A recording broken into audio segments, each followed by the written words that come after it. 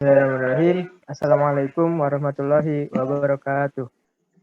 Innal hamdalillah nahmaduhu wa nasta'inuhu wa nastaghfiruh wa na'udzu billahi min syururi anfusina wa min sayyiati a'malina. May yahdihillahu fala mudhillalah wa may yudhlilhu fala hadiyalah. Asyhadu an la ilaha illallah wa asyhadu anna Muhammadan abduhu wa rasuluh. Pertama-tama marilah kita panjatkan puji syukur kehadirat Allah Subhanahu wa taala karena atas berkat rahmat dan nikmatnya kita dapat berkumpul pada pagi hari ini ya untuk melaksanakan presentasi dari kelompok 1 yang akan membahas tentang chapter 8. Salawat serta salam tidak lupa kita curahkan kepada junjungan Nabi besar Muhammad Sallallahu Alaihi Wasallam. Yang terhormat Ibu Rahmi selaku dosen pengantar manajemen dan yang terhormat teman-teman semua yang berbahagia. Oke, baik. Sebelum masuk ke presentasi, izinkan saya memperkenalkan diri. Sebelumnya perkenalkan, nama saya Marwah Muslim, selaku moderator yang akan memandu jalannya presentasi pada kelompok 1. Baik, untuk kelompok 1, pada kesempatan kali ini kami akan membahas tentang perencanaan kegiatan kerja pada chapter 8. Boleh di next.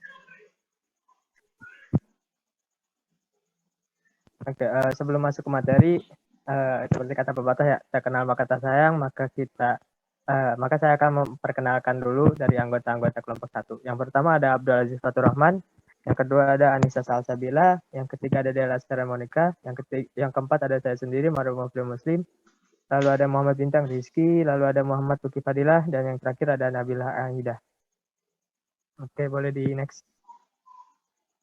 Oke, untuk materi yang pertama akan dijelaskan oleh Dela. Kepada Dela dipersilahkan. Baik, terima kasih Ma'ruf. Materi yang pertama itu, what is planning atau apa itu perencanaan? Setiap organisasi perlu melakukan suatu perencanaan nih atau planning di dalam setiap kegiatannya, baik perencanaan produksi, perencanaan rekrutmen karyawan baru, program penjualan produk baru, maupun perencanaan anggarannya.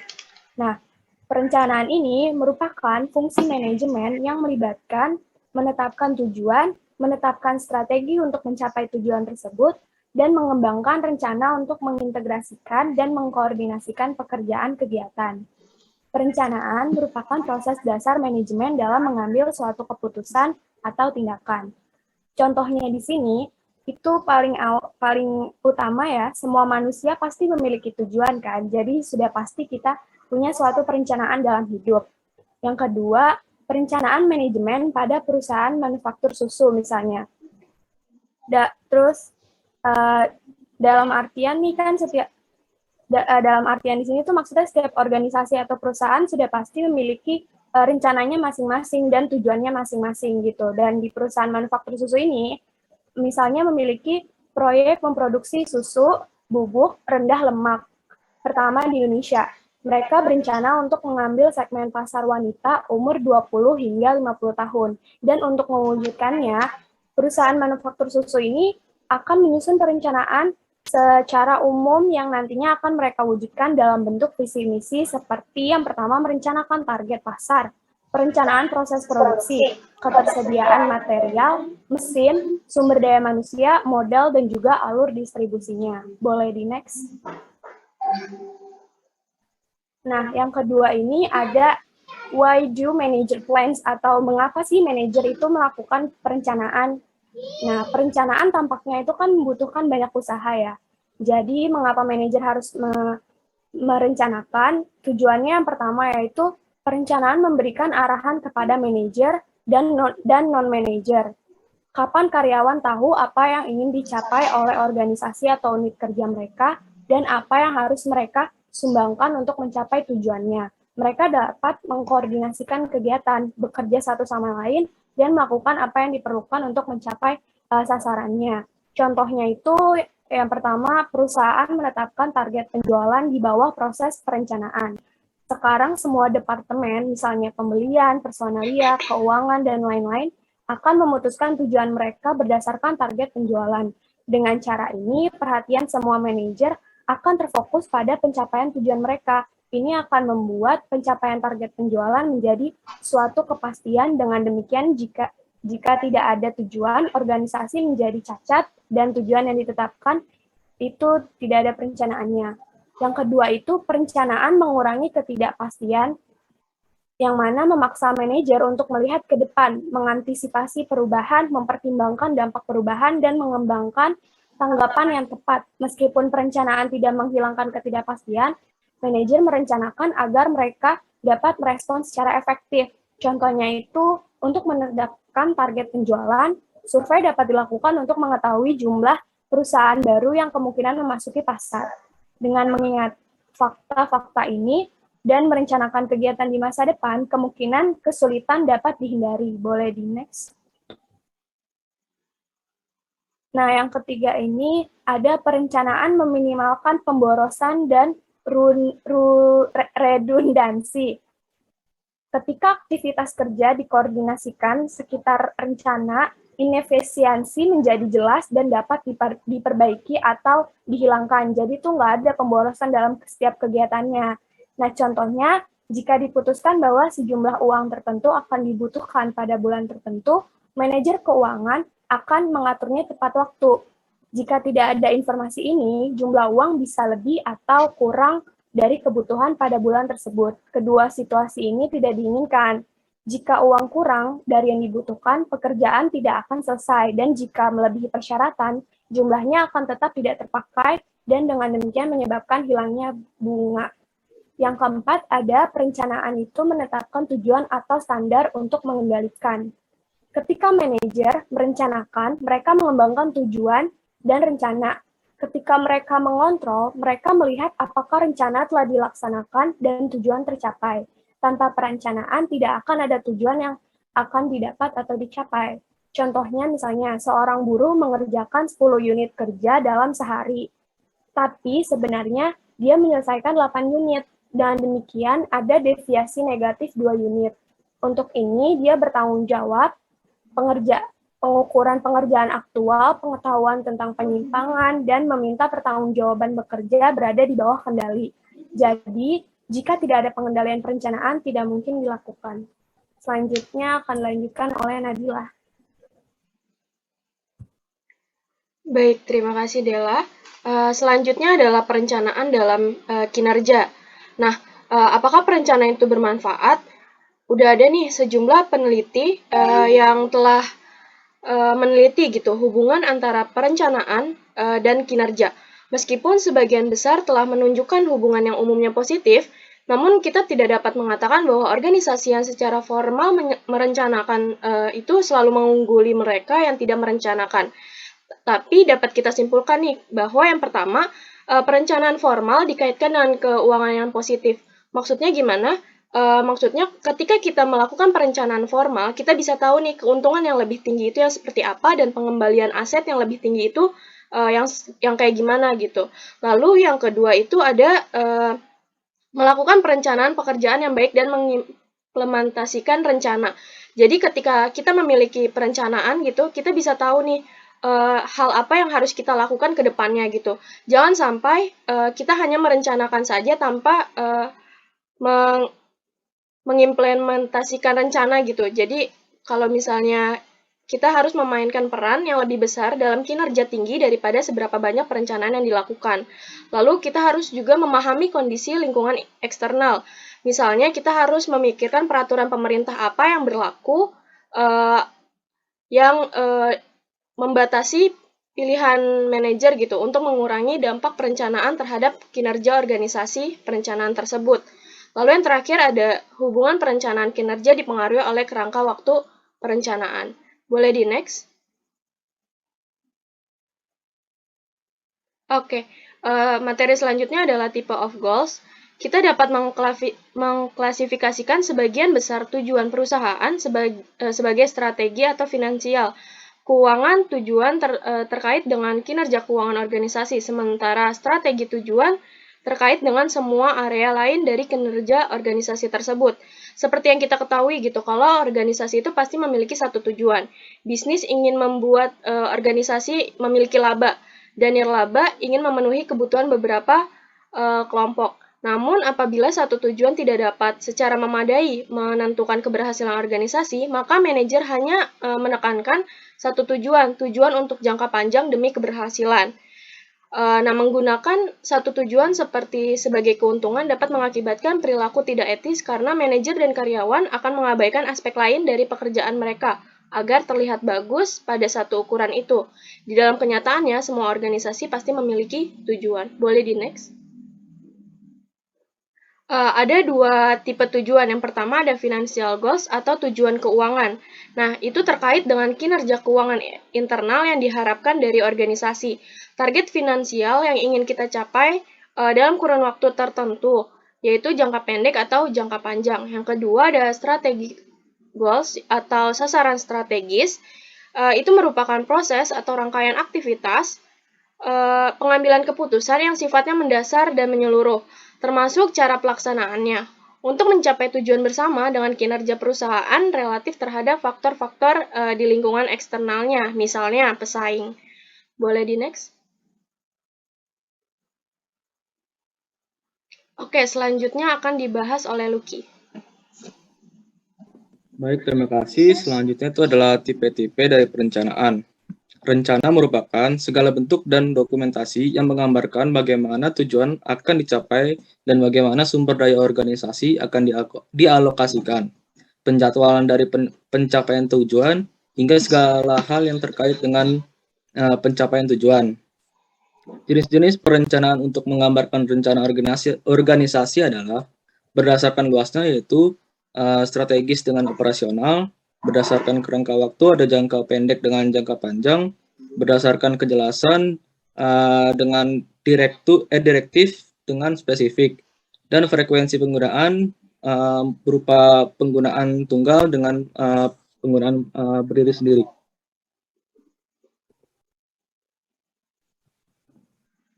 Selanjutnya ada jenis-jenis perencanaan.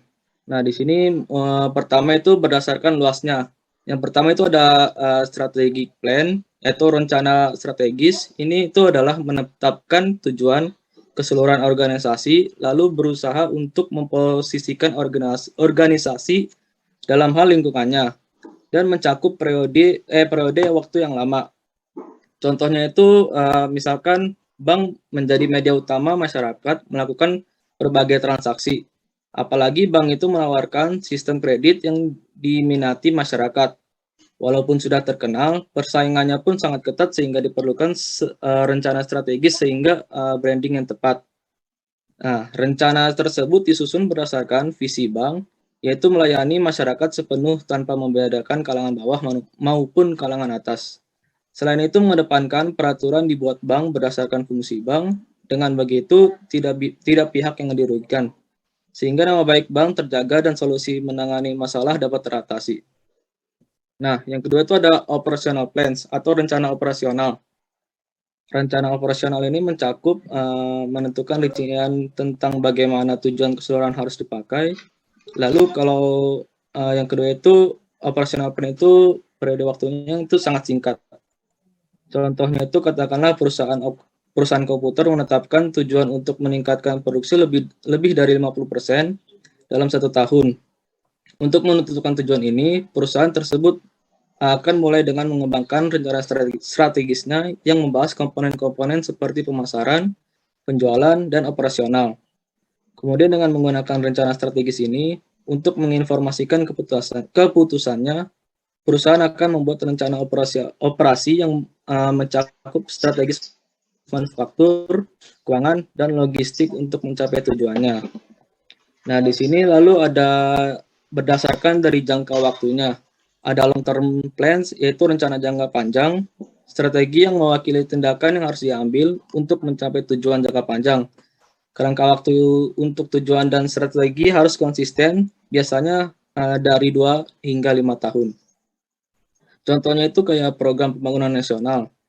Program pembangunan nasional itu kan nggak sebentar ya, jadi butuh waktu yang lama sehingga ini termasuk ke dalam tindakan yang disarankan untuk rencana jangka waktu yang lebih lama.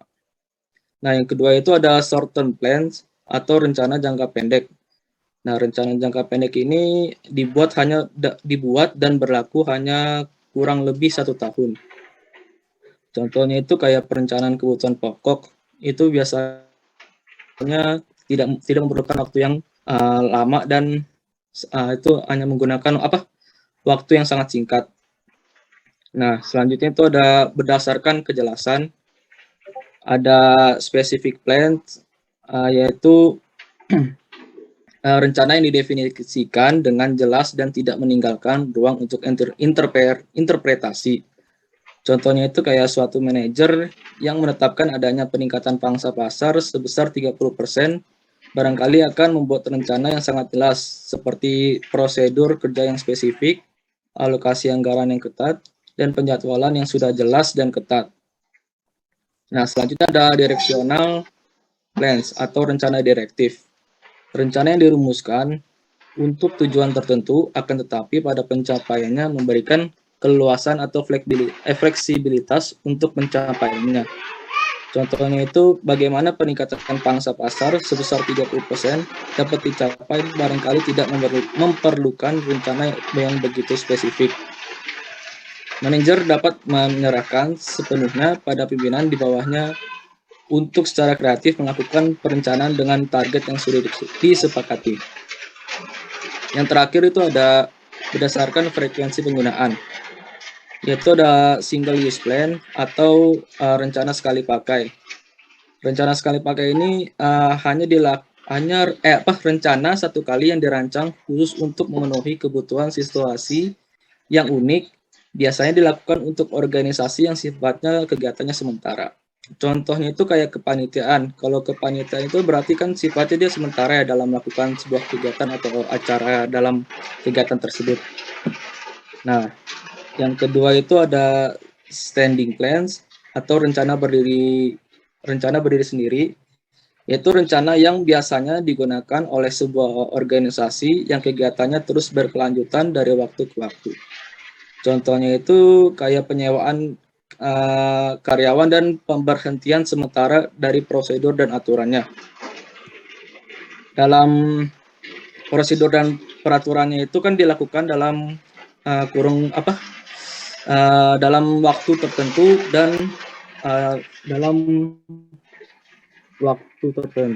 dan biasanya dilakukan oleh perusahaan tersebut. Selanjutnya akan dibacakan oleh Maruf. Oke, baik. Terima kasih, Luki. Untuk materi selanjutnya yaitu pendekatan dalam mencapai tujuan. Tentu ya, dalam tujuan itu kita perlu melakukan pendekatan dulu. Tidak mungkin kan dari tujuan itu langsung bisa sampai kepada seluruh anggota atau bawahan gitu.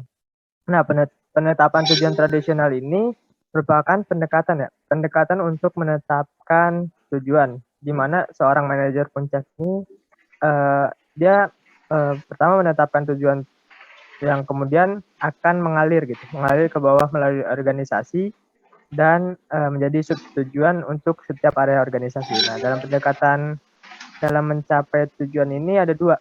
Ada yang pertama itu ada pendekatan tradisional goal setting, dan yang kedua ada MBO atau Management by Objective.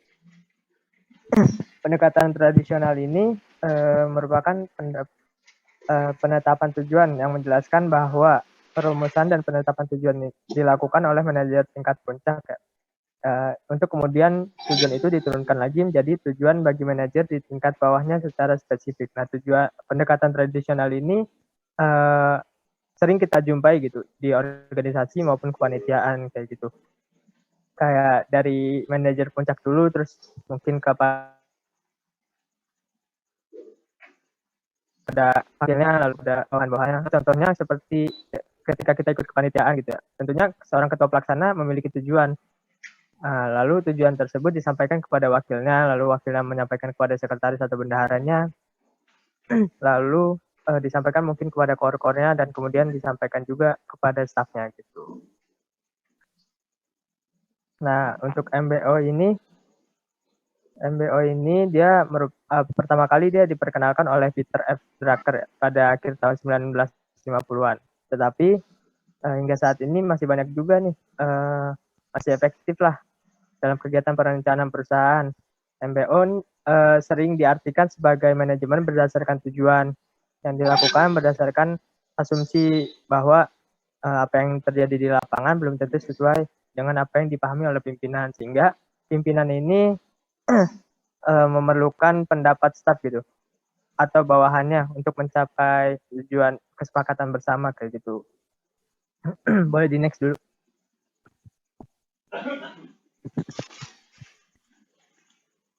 Nah ini ya, tadi terkait pendekatan tradisional nih ada gambar piramida ya. Yang tadi nih ini menggambarkan pendekatan tradisional nih dari top management objektif gitu. Top manager dia mau memiliki suatu tujuan, terus dia sampaikan ke bawahnya divisi manager, lalu ke departemen manager, lalu kepada individual employees atau karyawan-karyawannya gitu. Singkatnya pendekatan tradisional ini dijelaskan oleh piramida itu. Boleh di next.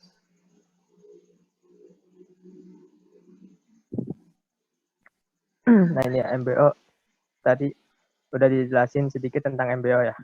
Nah untuk mencapai MBO ini ada 4 faktor nih yang perlu disepakati oleh pimpinan dan bawahan. Karena tadi ya di MBO ini ada asumsi bahwa apa yang terjadi di lapangan itu belum tentu apa yang diketahui oleh pimpinan, sehingga pimpinan ini meminta kesepakatan dengan bawahannya. Ada 4 faktor yang perlu disepakati. Yang pertama, tujuan yang akan dicapai di setiap bagian atau bawahan. Lalu yang kedua, ada perencanaan yang akan dilakukan. Lalu ketiga, ada standar pengukuran keberhasilan pencapaian tujuan dalam setiap kegiatan. Nah, yang keempat, ini ada prosedur untuk mengevaluasi keberhasilan pencapaian tujuan. Nah, dari 4 faktor ini memang perlu ya untuk mencapai MBO ini. Tujuan yang dicapai oleh setiap ini menjadi motivasi gitu untuk para bawahannya sehingga dapat tujuan dari atasannya itu dapat tercapai. Oke, boleh di next. Nah, MBO ini memiliki kelebihan ya. Kelebihannya ini, yang pertama MBO melakukan integrasi fungsi perencanaan dan pengawasan ke dalam suatu sistem rasional dalam manajemen. Lalu yang kedua, MBO mendorong organisasi untuk menentukan tujuan dari tingkat atas hingga tingkat manajemen. Yang ketiga, MBO memfokuskan pada hasil akhir daripada niat baik maupun faktor personal. Yang keempat, MBO mendorong adanya manajemen diri dan komitmen dari setiap orang melalui partisipasi pada setiap langkah manajemen dalam penentuan tujuan.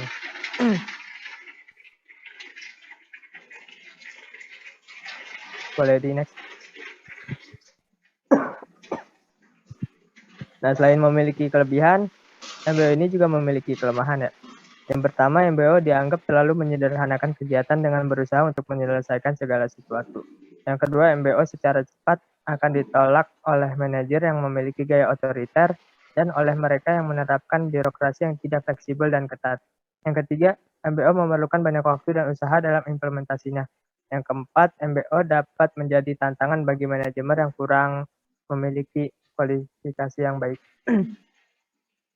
Untuk contoh dari MBO sendiri, misalnya ya, ada perusahaan Z, gitu. Perusahaan industri motor. Pada tahun 2001, perusahaan Z ini memiliki target peningkatan laba sebanyak 30%. Nah, dari hal tersebut, pimpinan ini memberikan instruksi pimpinan perusahaan ini kepada divisi terkait untuk mencapai target tersebut. Nah, yang memiliki kaitan dengan target ini adalah divisi pemasaran. Jadi untuk memenuhi target perusahaan tersebut, divisi pemasaran perlu melaksanakan beberapa hal, contohnya dengan memperluas wilayah pemasaran produk. Boleh di next.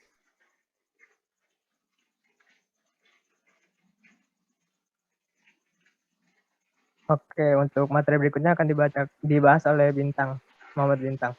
Pada Bintang dipersilakan. Ya, terima kasih Ma'ruf. Selanjutnya adalah development plan. Bisa di next. Ya, pendekatan perencanaan. Pendekatan perencanaan adalah sudut pandang atau presisi organisasi dalam menyusun rencana. Pendekatan ini bertujuan untuk menyerap data dan informasi yang diperlukan saat menyusun rencana. Perencanaan tidak akan bisa disusun tanpa adanya data dan informasi yang berkaitan dengan aktivitas dan tujuan organisasi. Secara umum, ada 4 model pendekatan perencanaan. Yang pertama adalah bottom-up approach.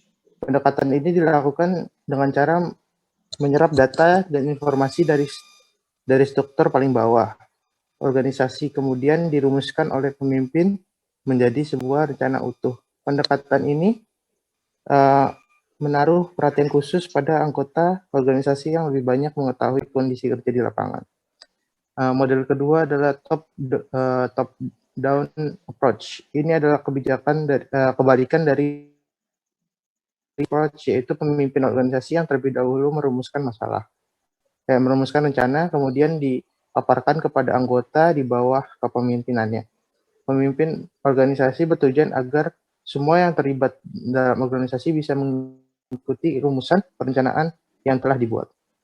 Model yang ketiga adalah interactive approach. Kondisi interactive approach ini adalah penyusunan rencana yang dilakukan secara bersamaan oleh pemimpin dan anggota organisasi.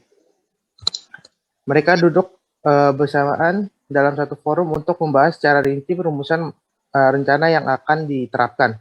Namun pada organisasi besar, pendekatan ini dilakukan dengan cara menetapkan perwakilan dari anggota yang representatifnya untuk merumuskan rencana bersama pemimpin. Yang terakhir adalah dual level approach. Pendekatan ini maksudnya adalah pemimpin dan anggota menyusun rencana mereka masing-masing, kemudian disatukan menjadi rencana utuh. Pemimpin akan menyusun rencana sendiri, begitu juga dengan anggota. Mereka akan bertemu pada satu forum untuk menyatukan rumusan perencanaan. Pendekatan ini cenderung berisiko benturan pemikiran antara pemimpin dan anggota. Keempat, pendekatan rencana ini memiliki kelebihan dan kekurangan masing-masing. Organisasi bebas menetapkan pendekatan yang terbaik untuk diterapkan. Bisa di next. Selanjutnya adalah 4 tahap selanjutnya adalah tahapan development plan. Yang pertama adalah menetapkan target atau tujuan. Di mana itu perencanaan dimulai dengan keputusan-keputusan tentang keinginan atau kebutuhan organisasi atau kelompok kerja. Tanpa rumusan target atau tujuan yang jelas, organisasi akan menggunakan sumber daya secara tidak efektif. Tahap yang kedua adalah merumuskan keadaan saat ini. Pemahaman akan posisi dan keadaan organisasi sekarang ini daripada tujuan yang hendak dicapai atau sumber daya yang tersedia untuk mencapai tujuan merupakan hal yang sangat penting. Karena tujuan dan rencana penyangkutan waktu yang akan datang. Hanya setelah keadaan organisasi saat ini dianalisa, rencana dapat dirumuskan untuk menggambarkan rencana kegiatan lebih lanjut. Yang selanjutnya adalah identifikasi segala kemudahan dan hambatan. Segala kekuatan dan kelemahan serta kemudahan dan hambatan perlu diidentifikasikan untuk mengukur kemampuan organisasi dalam mencapai tujuan. Oleh karena itu perlu diketahui faktor-faktor lingkungan internal dan eksternal yang dapat membantu organisasi mencapai tujuan atau mungkin menimbulkan masalah. Walaupun sulit dilakukan, antisipasi keadaan masalah dan kesempatan serta ancaman yang mungkin terjadi di waktu mendatang adalah bagian esensi dari proses perencanaan. Tahap yang terakhir adalah mengembangkan rencana atau serangkaian kegiatan untuk mencapai tujuan. Tahapan terakhir dalam proses perencanaan meliputi pengembangan berbagai alternatif kegiatan untuk mencapai tujuan, penilaian alternatif tersebut, dan penilaian alternatif terbaik di antara berbagai alternatif yang ada. Bisa di next.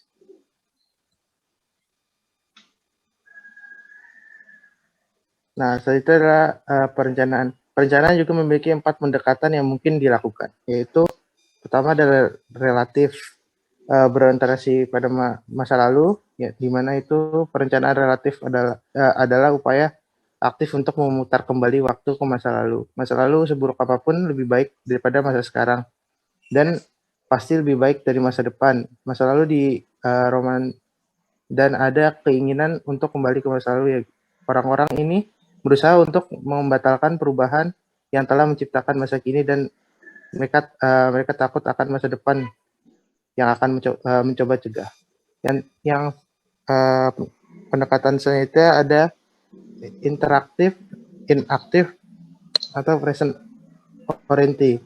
Perencanaan inaktif adalah upaya untuk melestarikan masa kini yang lebih baik daripada masa lalu dan masa depan. Sementara masa kini mungkin memiliki masalah, itu lebih baik daripada masa lalu. Harapannya adalah bahwa segala sesuatu sebaiknya yang mungkin mereka dapatkan, dan masa depan hanya akan lebih buruk. Setiap perubahan tambahan cenderung menjadi lebih buruk, dan karena itu harus dihindari. Setelah itu adalah preaktif atau memprediksikan masa depan. Perencanaan preaktif adalah upaya untuk memprediksi masa depan dan kemudian merencanakan masa depan yang diprediksi itu. Perubahan teknologi dipandang sebagai kekuatan pendorong yang membawa masa depan yang akan lebih baik dari sekarang ataupun masa lalu. Proses perencanaan akan berusaha memposisikan organisasi untuk mengembangkan keuntungan dari perubahan yang terjadi sekitar mereka. Yang terakhir adalah proaktif.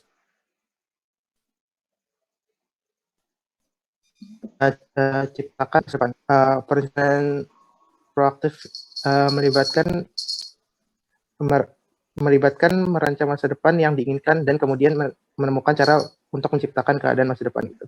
Tidak hanya masa depan keadaan yang disukai, tapi organisasi dapat secara aktif mengontrol hasilnya.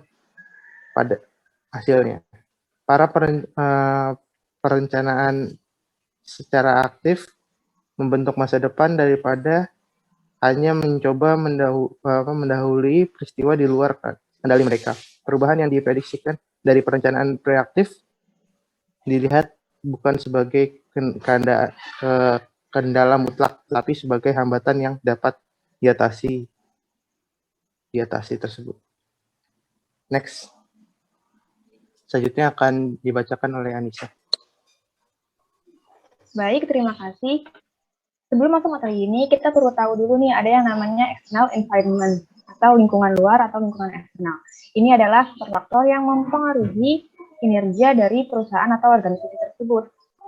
Nah, lingkungan eksternal ini terbagi menjadi dua, yaitu secara spesifik dan secara umum. Nah, secara spesifik adalah faktor yang berpengaruh langsung kepada organisasi ataupun perusahaan.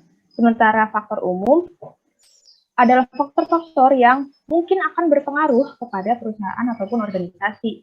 Nah, faktor ini terdiri dari ekonomi, sosial budaya, politik, demografi, teknologi, dan kondisi global. Faktor-faktor inilah yang menyebabkan lingkungan menjadi dinamis ataupun lingkungan menjadi berubah-ubah. Lalu bagaimana sih seorang manajer mampu membuat rencana yang efektif di lingkungan yang dinamis ataupun lingkungan yang berubah-ubah ini? Yang pertama adalah mengembangkan rencana dengan spesifik dan fleksibel. Seorang manajer harus membuat rencana dengan spesifik.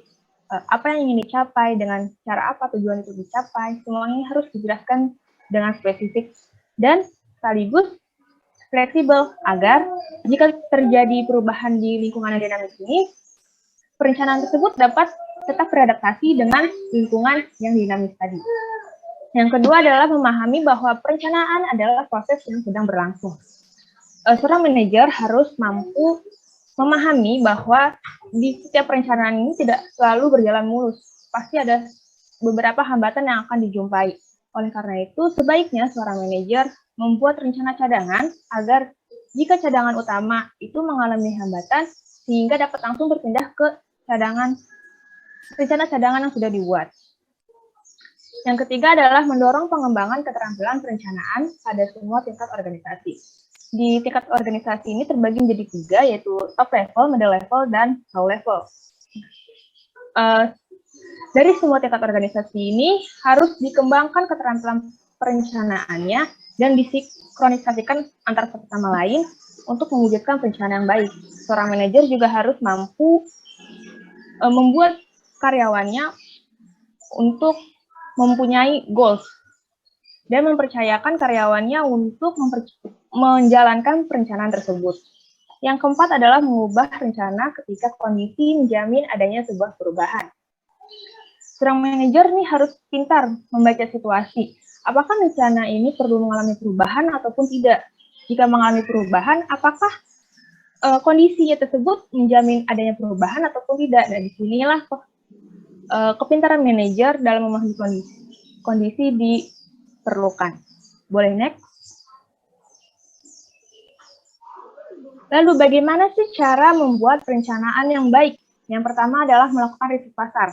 Nah, riset pasar ini bisa menganalisis dari pasar, menganalisis risiko, menganalisis keuangan, menganalisis sumber daya manusia. Jika semuanya ini dianalisis, itu dapat kesimpulan untuk membuat perencanaan yang baik. Yang kedua adalah visi misi. Sebuah perencanaan baik ini harus sesuai dengan visi misi perusahaan. Visi misi ini bisa menjadi tolak ukur dalam membuat perencanaan yang baik. Yang ketiga adalah pengalaman. Manajer yang baik tentu mempunyai pengalaman-pengalaman sebelumnya ya. Nah, pengalaman ini bisa digunakan sebagai acuan dalam membuat perencanaan baik. Boleh next? Nah, inilah contoh perusahaan. Yang pertama adalah Giant. Kita tahu kalau Giant adalah sebuah perusahaan yang besar dan memutuskan untuk tutup pada tahun 2021 kemarin. Sebelum memutuskan untuk tutup, tentu perusahaan sudah membuat perencanaan kan, apakah Giant ini perlu tutup atau tidak. Nah, akhirnya mereka mendapatkan kesimpulan bahwa Giant ini perlu tutup dan mereka berencana untuk memfokuskan bisnisnya di brand lain karena menilai Giant perekonomian Giant ini cenderung lebih rendah dibandingkan dengan brand lain. Yang kedua adalah Goto. Goto ini adalah hasil merger dari Gojek dan Tokopedia. Kita hidup di era serba digital kan. Kita sering memanfaatkan e-commerce dan transportasi online. Dan Gojek dan Tokopedia ini bukan satu-satunya perusahaan yang menggunakan online sebagai media dalam bisnisnya. Nah, Gojek dan Tokopedia ini menilai banyaknya pesaing dalam lingkungan mereka. Oleh karena itu, mereka saling bekerja sama untuk menciptakan bisnis baru yang lebih besar dan untuk mendapatkan keuntungan yang lebih besar juga. Materi selanjutnya akan dijelaskan oleh Abdul.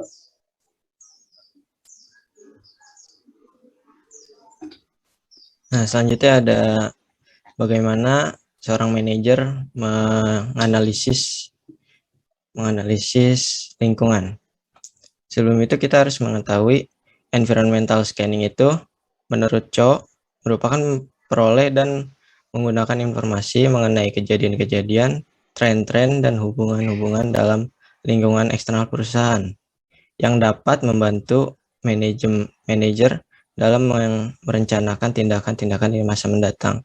Jadi, agar perusahaan dapat beradaptasi dengan lingkungan demi bertahan dan unggul dalam persaingan, maka manajer ini perlu mengambil keputusan strategis mengenai kapan dan bagaimana menghadapi perubahan lingkungan tersebut. Jadi manajer harus mencari tahu apa saja informasi yang ada di lingkungan tersebut. Contohnya perubahan apa yang telah terjadi, apa yang akan terjadi di pasar, dan bagaimana hal tersebut secara potensial akan mempengaruhi operasi dan strategi perusahaan tersebut. Bisa di next. Nah, environmental ini bisa meningkatkan analisis seorang manajer terhadap lingkungan eksternalnya. Jadi environmental ini akan menyaring informasi untuk mendeteksi tren yang muncul atau yang sedang terjadi. Salah satu bentuk environmental yang tumbuh paling cepat itu ada kompetitor intelijen. Nah, kompetitor intelijen itu mengumpulkan informasi tentang pesaing untuk mengantisipasi tindakan pesaing, mencari informasi dasar tentang pesaing, seperti siapa mereka, apa yang mereka lakukan, dan bagaimana apa yang mereka lakukan akan mempengaruhi kita. Boleh di next. Nah, apakah kompetitif intelijen ini termasuk spion perusahaan? Menurut para ahli yang mempelajari kompetitif intelijen mengatakan bahwa informasi terkait dengan informasi pesaing yang dibutuhkan manajer untuk membuat keputusan strategis penting ini tersedia dan dapat diakses oleh publik. Jadi bisa disimpulkan kalau kompetitif intelijen ini bukan spion perusahaan, karena sumber-sumber informasi yang didapat itu dari sumber informasi yang mudah diakses oleh publik seperti siaran pers, laporan yang diajukan ke lembaga pemerintah, lalu laporan surat kabar dan informasi di internet, dan juga ada studi industri. Boleh di next. Nah, ini adalah contoh environmental scanning. Jadi di mana McDonald ini tahu kalau di masyarakat itu sedang tren monopoli, game-monopoli. Jadi McDonald ini bekerja sama dengan pihak game monopoli agar menarik perhatian konsumen. Nah, caranya ini, cara McDonald strategis penjualan itu, caranya dengan konsumen membeli produk McDonald yang nantinya dibungkus produknya ini ada sebuah tiket hadiah. Nah, tiket hadiah ini nantinya dikumpulkan sampai mencapai target untuk mengambil hadiah. Tapi ada juga satu tiket jackpot yang bisa langsung ditukar dengan hadiah yang besar. Nah, metode penjualan ini juga diambil dari kebiasaan masyarakat yang sangat menyukai sistem loot box ini. Boleh di next. Selanjutnya saya serahkan kembali kepada moderator. Oke, baik. Terima kasih, Abdul. Terima kasih, Yakin. Dari kelompok 1 cukup untuk pemaparan materi pada kesempatan kali ini terkait chapter 8 ya.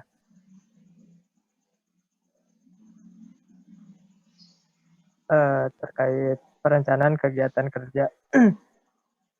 Saya mewakili kelompok 1 meminta maaf apabila masih banyak kesalahan dalam penyampaian materi ini. Lalu saya juga mewakili kelompok 1 mengucapkan terima kasih kepada Ibu Rahmi dan juga teman-teman atas perhatiannya. Mungkin cukup sekian dari kelompok 1. Kurang lebihnya mohon maaf. Wassalamualaikum warahmatullahi wabarakatuh. Recording stop.